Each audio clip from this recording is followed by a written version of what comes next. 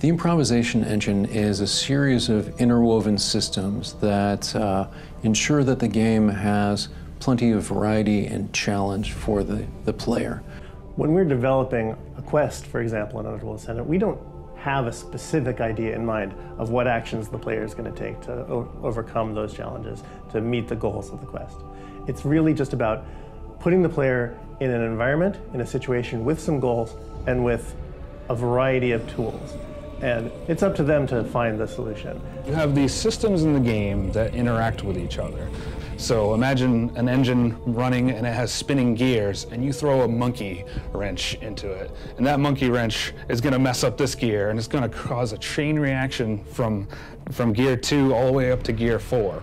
So basically, it's systems that are doing things, and you are the one messing with the systems that are running regardless of you being there or not. What we're doing with Underworld Ascendant incorporates some of what we like best about our favorite computer role-playing games, but also tries to incorporate some of the feel that we get out of tabletop gaming that we don't necessarily see in all video games.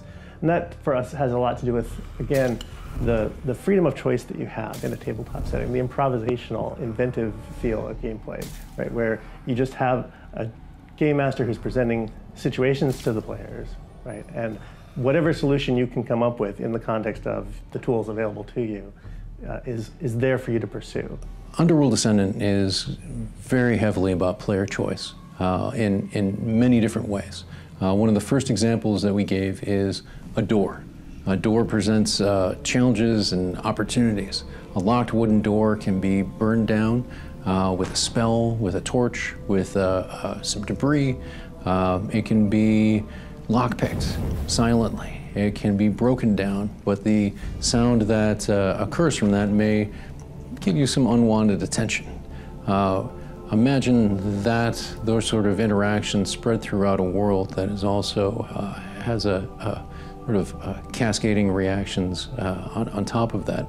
And you can get a sense of the different opportunities and the different challenges that may present. One of the tools that we give the player is this sort of gluey ball that you get from certain plants in the underworld. So one of our playtesters found an application for this, trying to get past some of our traps. I had imagined one solution there where, one thing you could do is just foul the trap by finding some monkey wrench to throw in the trap.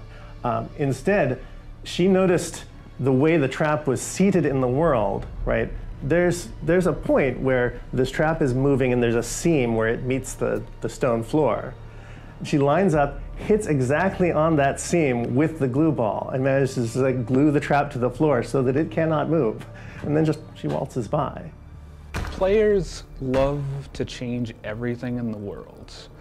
It's called agency. So agency is my player's ability to affect things in the world. And so the more that we allow players to mess with the world, even if it looks kind of broken, I think that's great. I love it because it means that players have way more to do in that game. One of the best things about the Improvisation Engine to me is the replayability. The idea that I can come back to a level and have a widely different experience with different quest goals, different creatures that I'm fighting, different creatures that are there that are potentially helpful. You have the space in which to solve problems in ways that we might not have even foreseen. And we've seen this where people come up with solutions to challenges that we are surprised by. There's nothing we like better than to be surprised by the way that our players solve a problem that we've posed them.